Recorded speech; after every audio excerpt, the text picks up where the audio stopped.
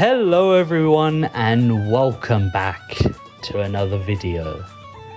Today we will be discussing a theory again I have had on my mind for a while.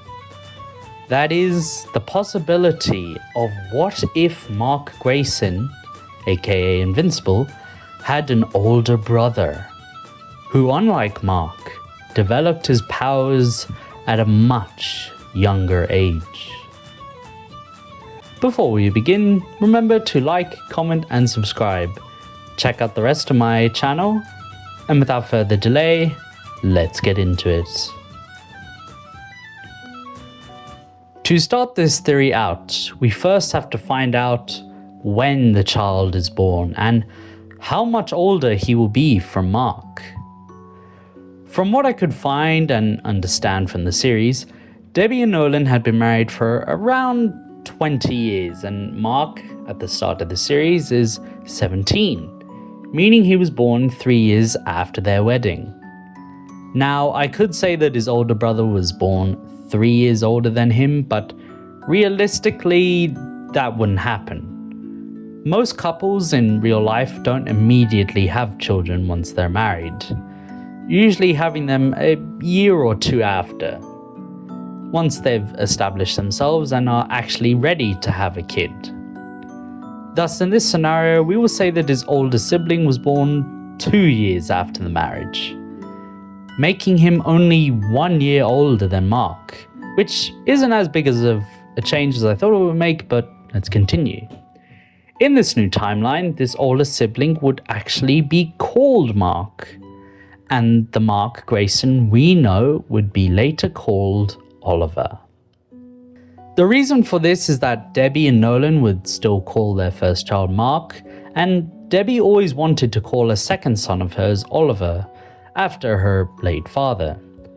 So, just to make it easier for myself in this video, I'm going to refer to the two siblings by their superhero names, as if I keep calling the older brother Mark, and then I refer to the younger brother, which is the original Mark, by Oliver. We're just going to get really confused. So, Invincible for the Mark Grayson we know, and the superhero name for the older sibling, for which I will reveal later. As the two brothers grow up, they form a great connection between each other, both having a love of comics and superheroes, both trying every day to see if they got their powers, which often got them in trouble for doing such dangerous activities. Overall, however, they would both grow up relatively the same to everyone else and live a fairly normal childhood. Well, as normal a childhood with Omni-Man as their father. It wouldn't be till their teenage years that something drastic would occur. While both boys began to undergo the normal changes that boys do growing up, it would be the older brother who would see the most amount of changes occur. Randomly, he would notice himself floating across the floor and picking up objects that would have been hard for him to do before by himself. He would write these moments off as times of delirium, as they would often happen during the early hours or when he was about to go to bed and lose focus.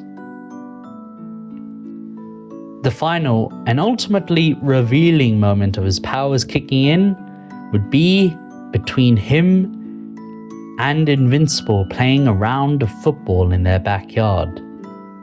Invincible would kick the ball high into the air, sending it flying to go over the fence. And that's when his older brother, unknowingly, jumped high into the air and caught the ball, only to find himself levitating in the air.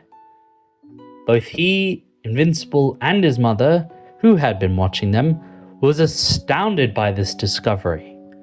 Full proof that his power was coming in, and later that day, Nolan would be informed by his son's development. He did not have the reaction they expected though.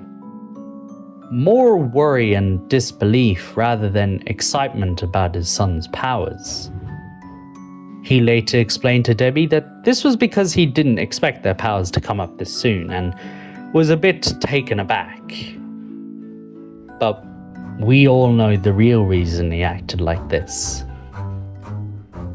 Despite his initial apprehensiveness, Nolan would bring his son to an open field where he could observe the initial abilities his son had, where he showed off his flight and increased strength. He had heard many stories about the Viltrumites and the powers they possessed from his father, but he never believed he would get these powers so soon, or that they felt so powerful. Over the next few months, Omni-Man would take his son on long trips to test his son's flight, strength, and durability through different exercises. One exercise in particular, he remembered having to lift a large boulder up to the top of Mount Everest to test his strength and ability to withstand the cold, saying that it took him many hours until he eventually came before his father at the peak. Debbie would often discuss these training exercises as being very dangerous for their son, but Nolan would always assure her that these were always controlled tests, and at the slightest issue he would help his son. This would also coincide with a division between the brothers, as Invincible grew a bit jealous of his brother, and the fact that his father was spending way more time with him than he had ever gotten. To fix this, Debbie would organize trips for the four of them to go on every holiday to the most glamorous places in the world, where Invincible and his older brother could be outside and interact with one another, which did help their relationship a little bit. 2 more years would go by, and on his 16th birthday, their oldest son would go into the limelight as the new sidekick to Omni-Man, known as Unstoppable. Now, he wouldn't be fighting kaijus or anything like that. The only reason he was debuted as a sidekick was because the media would spot Omni-Man watching from afar as his son fought lesser villains and criminals. But as his reputation grew and his powers developed, he would be called to fight against much more powerful enemies, from the likes of Mr. Yu and powerful kaijus that would arise from the sea, being noted as a professional, no-nonsense type of hero who got his job done and then moved on to where he was needed, mainly as the victor. Usually he would be called by his father to partake in another challenge, to fly through lava, stop asteroids in the atmosphere, and pairing him up with himself to deal with alien invasions and powerful ancient spirits. This moniker, as a hero who got his job done without complaint, would lead to notoriety amongst the other superheroes, especially the Guardians of the Globe, and, more importantly, the GDA, who reached out to him and his father to see if he might work for their agency.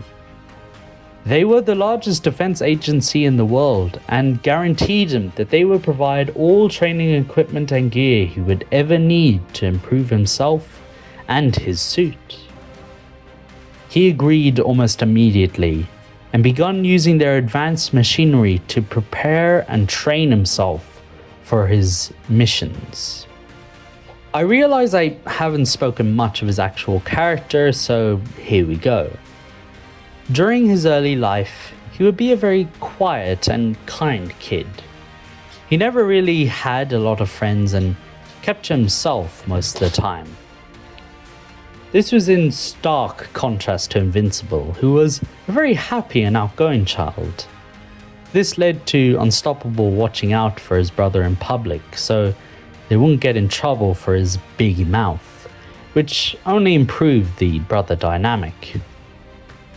Now, however, Unstoppable was living up to his name, as he defeated everyone he came across with little difficulty, especially thanks to his father and now the GDA giving extra training that helped his strength, speed, durability, and battle intelligence, with them even providing a new reinforced suit along with it. This, though, led to him being away from home more and more, creating a great divide between himself, his brother, and mother. But he was also very careful in his decisions, always planning out his next steps to ensure the best outcome, which will come up later. Soon after agreeing to the deal with the GDA, his father would pull him aside to reveal something that would rock his world. Son, I have something to tell you. Omni-Man had finally decided to tell his son the truth, not only out of obligation to his empire, but also out of pride to see his son become so powerful in just a short amount of time. Compared to everyone else, even to a mortal, he was probably the second most powerful being on the planet, and it had only been 2 years since his powers had kicked in. Given a few more years, he may even become more powerful than himself.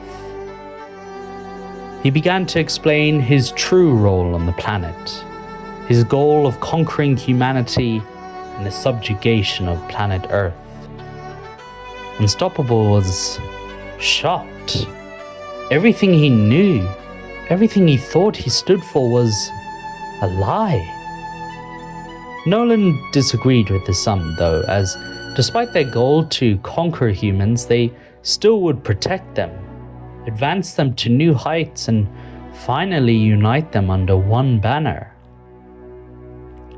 Slowly, Unstoppable would be convinced of his father's and now his duty to prepare Earth for Viltrumite takeover in order to cure illnesses, stop war, and finally protect Earth for good. Omni-Man immediately wanted to Omni-Man immediately wanted to go after the Guardians of the Globe, as they were the only team of superheroes that could realistically stand against them. Unstoppable stopped him, though, as if he did kill them, it would raise suspicion and begin the GDA's investigation into their deaths, and eventually learn what happened. Nolan asked why this was a problem, to which he said that if they did find out it was him who did it and he, for some reason, didn't get out, they would go after their family. Wouldn't even matter if they killed their high command. A team would be sent, and they would kill Debbie and Invincible. Nolan then said, what was his plan then? Unstoppable said that if they wanted this plan to go as smooth as possible, then their best choice was to wait for his brother to gain his powers too. With 3 Viltrumites, there would truly be nothing to stand in their way, and the only person they would have to protect is their mother, which would be easy enough to do. The reality was that Unstoppable wanted his brother to get his powers first, as he believed in this new age his father wanted. Him and his mother might become slaves to the Empire, with him being dissuaded from helping or even contacting them. If his brother got his powers, then his father would be compelled to listen to both of them, and they might be able to save their mother from enslavement. Thus, the plan was set, and the two would lie low and continue to do their jobs as they usually did. Awaiting the day Invincible would gain his powers and join them in their conquest. Little did they know that time would be soon approaching. 1 year later, shortly after Unstoppable's 18th and Invincible's 17th birthday, Invincible would come home one day with great news. His powers had finally emerged. his father wasted no time in checking his abilities to see if he was telling the truth. Later, Unstoppable would be making a routine run around the city to make sure everything was okay, until he got a ping from Cecil that there was a firefight a few blocks away, with a new hero on the scene. He quickly flew over to find that it was his brother to be the new hero that had saved the day. He chastised his brother for this clumsy work and tells him he's not ready for this, at least not yet. Invincible then goes off on his brother and tells him how he always wanted to be like him, to have these powers and make Dad finally proud of him. Unstoppable lowered down and embraced his brother. I'm sorry, brother. I didn't know you felt like this. Don't worry. In time, you will become a great hero and do wonderful things for this planet. That I have no doubt about.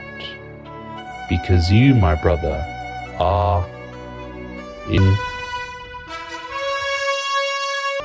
Later, the two boys would return home, laughing and finally joking with each other, which seemed like forever ago. And as the school term ended and he was heading off to college, the two decided to get something to eat and tell one another about the history he had in school and the many adventures both had had.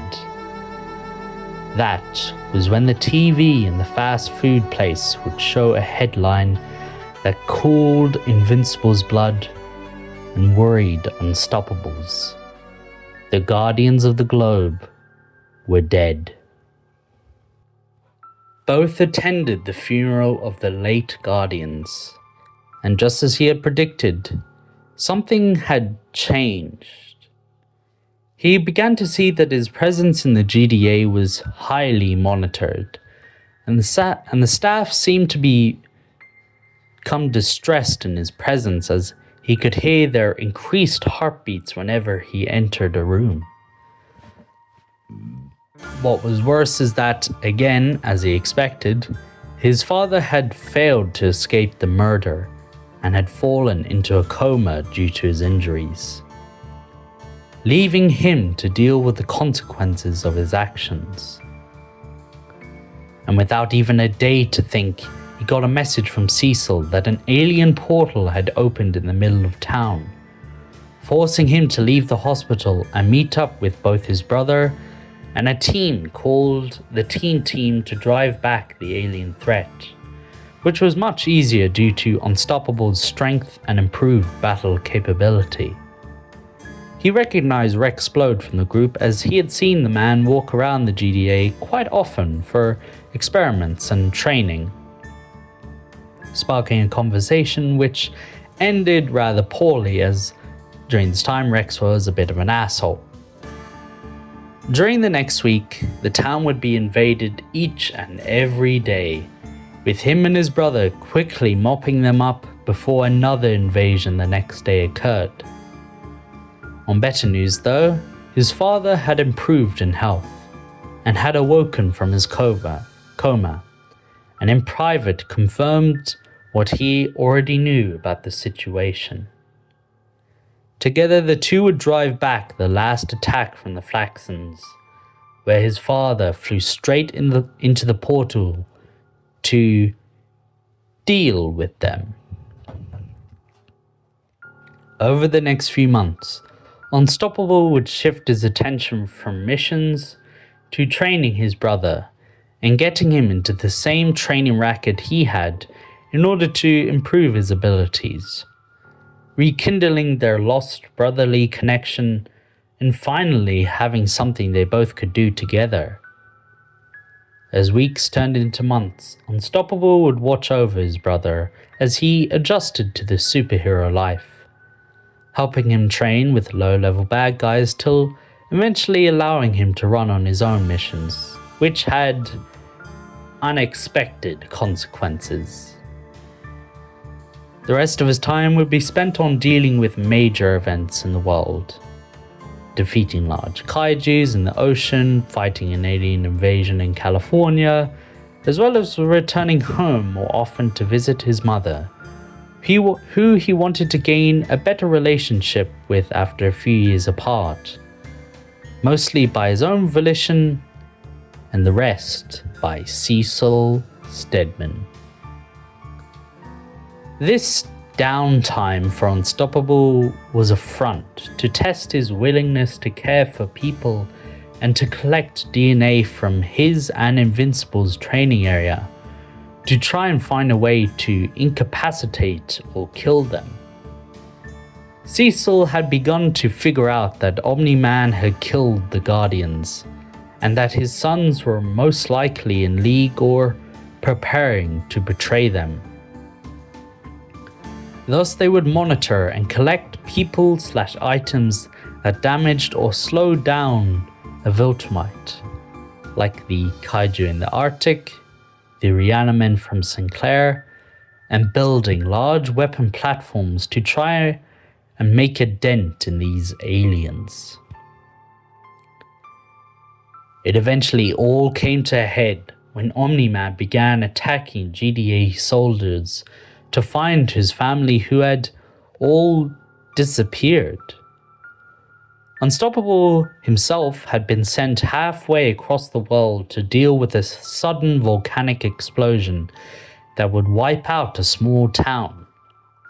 This hopefully would buy them enough time to deal with Omni-Man as they unleashed all of their contingency plans in a desperate attempt to kill him. Invincible would make it onto the scene where his father was being attacked by a large tentacle kaiju, and then later get jumped by the Immortal, who had come back for vengeance. After the beast was defeated and Immortal killed, Omni-Man would finally reveal the truth to his youngest son, that he and his race were a conqueror's people, who subjugated and put down any species that rose up against them. How he and his brother were tasked with preparing Earth for Viltrumite takeover, and about how he truly felt for humanity and their mother. Unstoppable would arrive and confirm his father's story, and that together they could raise up the planet's living conditions, stop war, eliminate hunger, and raise their mother up to a high-ranking official on the planet. She would be safe from what they had to do. But despite both his brother and father urging him to join them, Invincible would refuse.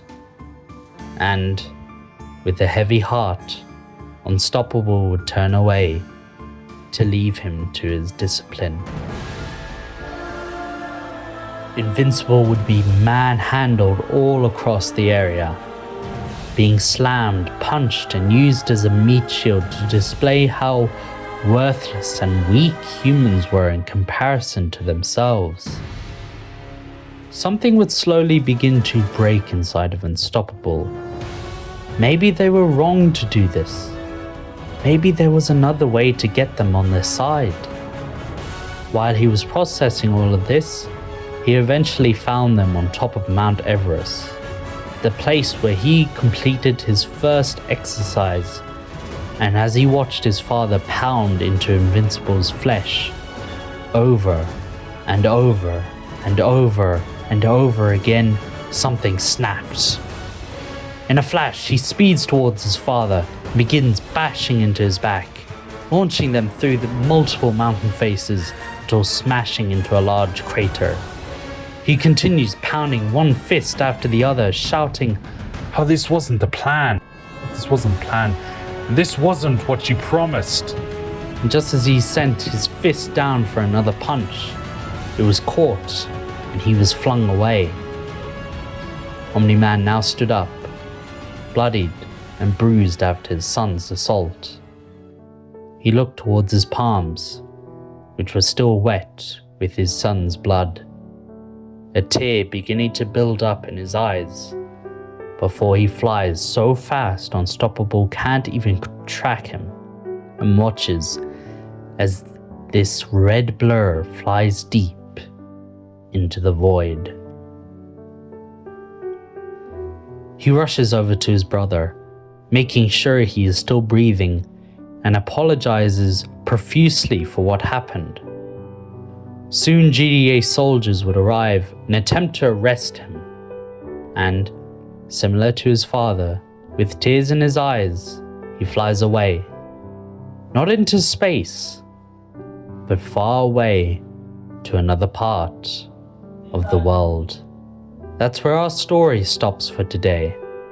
I hope this was as intriguing to you as it was for me, and don't worry, in the next few parts, Unstoppable will be heavily involved in the main story and lead to a very strange turn of events.